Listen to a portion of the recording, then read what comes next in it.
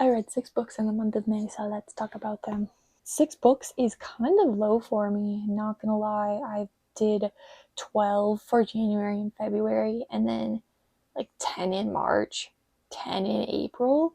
So 6 was crazy, but I will say that they were fat books, and that is why also life things happened this month. A lot of them, it was very busy, things were happening, but doesn't matter. 6 books is great. I reached my 50 book reading goal in May, and just gonna keep reading. So let's get into it.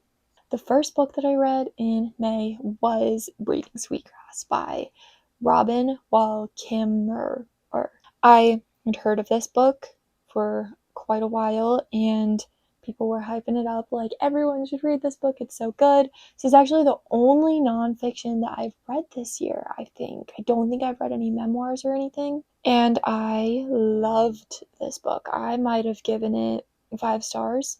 This book is a nonfiction. It's written by a woman with like a PhD. She's a teacher, like a professor at a university, and she also does research and just like lives life, but it's just about her interactions with the earth and all of the knowledge that she has from her history. She grew up in some form of like Indian area and has like ethnic ties to that, and this book has a very clear thesis statement. It's very much like we should live in harmony with the earth. Like that is stated throughout the book. Like if you even like the first chapter is all about it, and that is the core of this book, and it maybe was like a bit repetitive in emphasizing this point, but I really enjoyed it.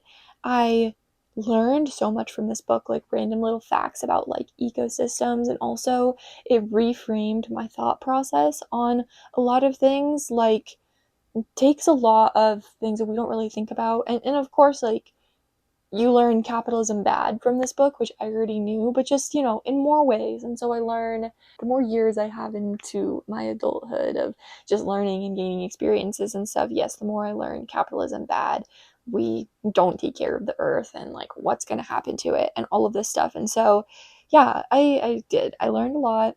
Really enjoy it. I do believe that every person should read this book because of the central thesis statement, and it's also just such an empathetically written book, and it's so obviously well researched, and it's so gentle. And I think that the author narrated it, possibly. Maybe don't quote me on that. But I really loved listening to her speak. I do think everyone can benefit from reading nonfiction, but specifically books like this, that everyone has the earth in common, and can be really beneficial to like take a step back and separate ourselves from like the consumerism and the day-to-day, and to just like think about it. So read it if you haven't yet. It's an incredible book, Braiding Sweetgrass. Next, I read Never Have I Ever by Jocelyn Jackson, and after I read Braiding Sweetgrass, it was like probably on my spring TBR, but I think Reading Sweetgrass was all of the last books on there, and then I have The Reformatory, which I didn't get to because the hold has taken an insanely long time to get to me, but then just had no books to read, and so I was just randomly like search genres on Libby, and I found Never Have I Ever. And one thing about me is I love a trashy horror movie. I love those like Truth or Dare, Would You Rather, Never Have I Ever movies that were like a thing in like the late 2010s, maybe early 2020 era. I love those bad movies, like a one by one type of thing, like, oh, this is a big group of friends that were playing Truth or Dare, and this weird entity is like suddenly killing us one by one. I don't know, something about that trope I love. I'm always looking for books like that, and I kind of like it when they're bad. Like, that's what I expected from this book, because it's like, oh, there's a bunch of moms in this neighborhood and they play a game of Never Have I Ever that leads to secrets being unveiled and that type of thing, which does happen. It's just not like the main plot of the book, and the game is just kind of irrelevant. It starts everything, but it's not like played throughout the whole book. But it was a pretty good book. Never Have I Ever is about, yes, these women in a neighborhood that are all kind of moms, and they have like this book club that they do. And one day this like new woman kind of like comes and like crashes their book club and like gets everyone super drunk. And then the person who's in charge of the book club is like, this is stupid and I'm pregnant, so let me get out of here. And then the main character kind of sticks around while they're playing this game of like, what's the worst thing that you've done in the past 2 weeks? And these women are sharing how they cheat on their husbands and all of this stuff. And she, main character, is thinking about the worst thing that she's ever done. When she was a teenager, she got drunk and caused like the death of somebody that she like kind of knew in her town. And it is kind of reforming her life still from that, and is kind of still living with the repercussions a little bit, and still clearly feels very guilty from it. And it kind of starts like coming back around, and the person who crashes the book club starts kind of blackmailing her about this thing, even though the main character is not sure if or how she knows what she did. And so that's kind of the plot of this book. It's kind of wild. It's not insanely good. It was probably like a 3.5-star book or something like that, but it was really entertaining. I listened to it on runs, and it was good. I would recommend it. I mean, it's just kind of a basic thriller. It didn't really have a crazy plot twist, I don't think. Well, I guess it did, but it felt kind of in line with the direction of the plot of the book, so it wasn't like, didn't sweep me off my feet or anything like that. And then I read the longest book that I have read with my eyes since I got back into reading years ago, and it is The Winners by Frederick Bachman. I finally finished the Beartown trilogy, and I may or may not have put off reading this book for a little while. One, it was huge, and also somehow at the end it wasn't long enough.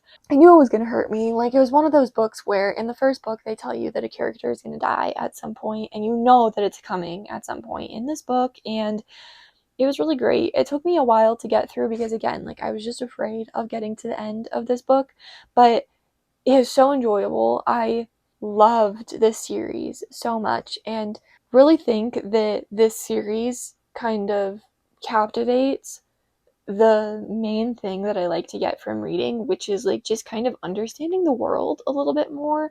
And me personally, like, there's a limited number of experiences that I will be able to have in my life just because, like, the country that I've grown up in and the choices that I've made and the way that I grew up and all of that. There's so many experiences that I can't have firsthand that I feel like I get to kind of learn from secondhand from reading books. And the Beartown series has so many characters, like a crazy amount of characters, and you are constantly switching POVs. And throughout the 3 books, like, there are new characters and some characters like you kind of stop hearing from, and it'll change. Like, on one page you might hear from like 3 different characters' perspectives, and from getting kind of the perspectives of all of these characters, even though it's through the third person, you gain so much understanding of like this world and this town that has been built in these books. And it really opened my eyes to different perspectives I didn't understand. And it also does so with such nuance. Like, it just kind of brings you the facts of a situation, and maybe you're like led to come to some specific conclusion about a thing that happened, but it's not like outright said to you. You could read these books, and I could have completely different like takeaways from another person. They could have interpreted the events completely differently, because you're just kind of given situations and you're given a little bit of like people's thoughts on the situations, but you're not like told of the objectivity. And you're actually, in these books, the way it's written, you're kind of encouraged to consider the different perspectives of different people. And I just love that. That's why I like lit fic, is because I feel like it really leans into the kind of like, oh, look at this one weird like small situation and let's just kind of dissect it and look at the nuance of it. And I do believe that Beartown takes some really big themes of like small town vibes and like toxic masculinity and like sports and family and love and grief and like the deep political systems of this book, and it just kind of touches on all of those different things in different contexts throughout the events of the book, and I enjoyed that a lot. I heard the criticism of this book that it can get kind of repetitive, and that we kind of like go back through themes in like the 3rd book that we were already hashing out in the 1st book, and it's just like, okay, we're doing this again and again. But I feel like different layers kind of get unveiled through the like new light of the new situations that are going on, and then we kind of can tie back to like older themes, but I feel like it just adds more nuance and more context and more like things to think about throughout the book. So maybe we have like similar themes going through, but it doesn't feel repetitive to me. That was part of the reason I wanted to like slowly read these books, is because I was told that they were really repetitive, but they're really, I didn't feel like they were at all. If there was like reminders of situations that happened in previous books, I just found it helpful because like there was a lot to remember. I'm constantly reading a lot of books. I did have like a month or two in between each book, and so it was beneficial for that, but I don't feel like it was repetitive.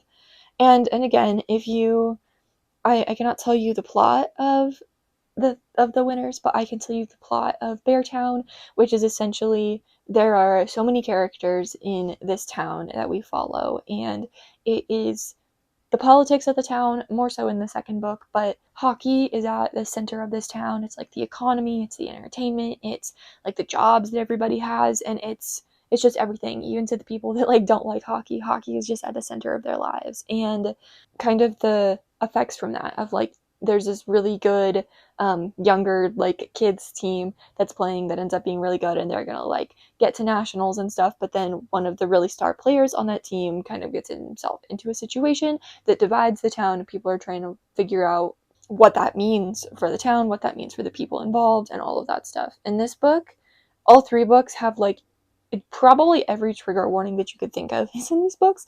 So just something to keep in mind. Go to like, I think every single one of the books, definitely the second and third ones made me cry like a lot and multiple times. But the first one, maybe not. But they're really emotional. They're really good. They're really heartfelt. I love Frederick Bachman. I love his writing.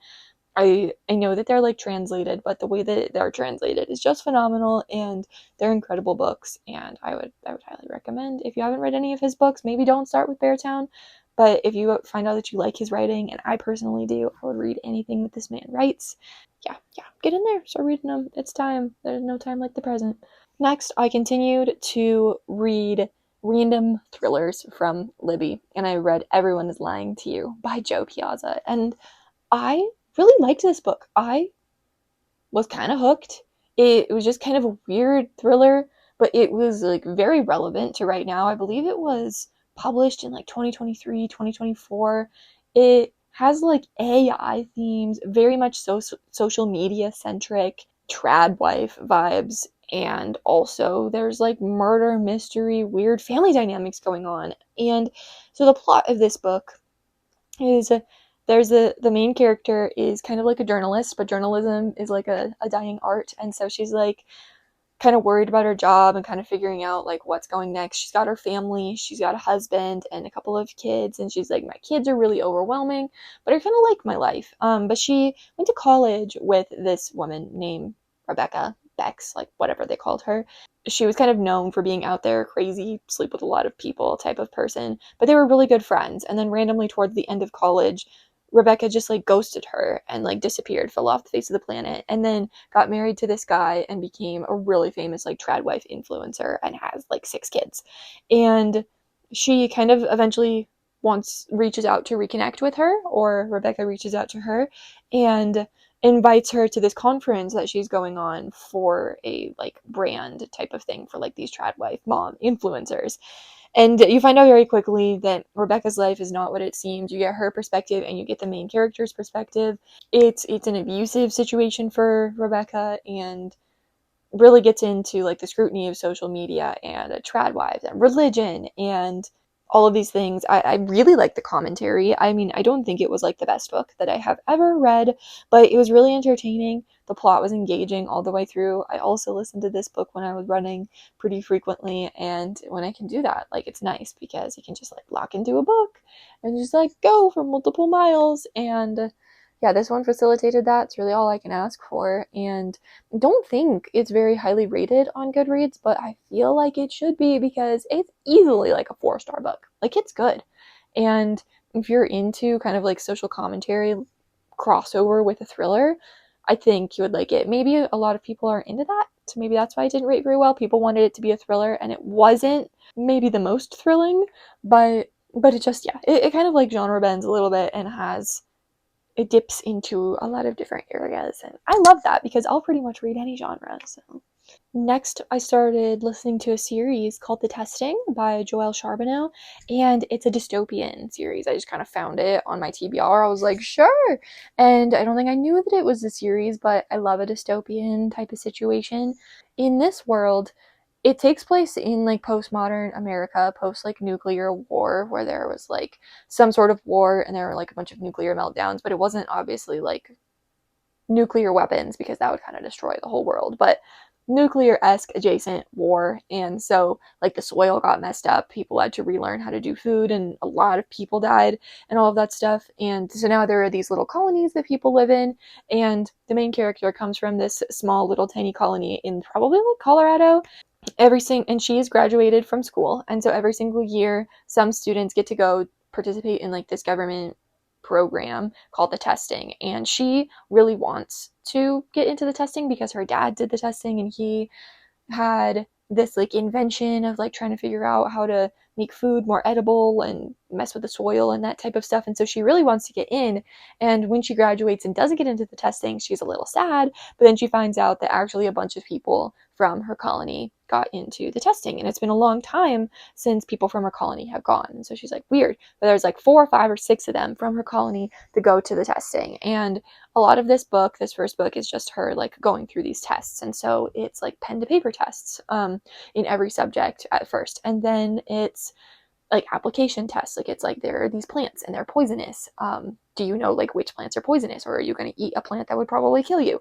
And then there is a physical test where they have to travel from like one city to the next, like hundreds of miles in between them, and they just have to like get there. And it's very clear that the government is kind of against these people. They're letting people die, and this testing is just like not really what she thought it was. And she is very conscientious, she's very smart, she wants the best for all the people, she's very pacifistic, and not everybody that's in the testing is like that. There's a lot of like fighting amongst people, and her dad tells her not to trust other people, and she knows that they're going to like wipe her memory at the end of the testing type of situation. So it's a chaotic book. It's very dystopian vibes. It's kind of like almost giving Hunger Games, Divergent, but like it's also its own thing. It's good. I enjoy it. I do have some pretty fundamental issues with the book in the series. I thought it was translated, which wouldn't have made any sense because it took place in the United States. But I thought it was translated because it said translator blah blah blah on the book, and I was like, what? But it's not translated. It was written in English. But it feels like it is a YA series, but it feels really young.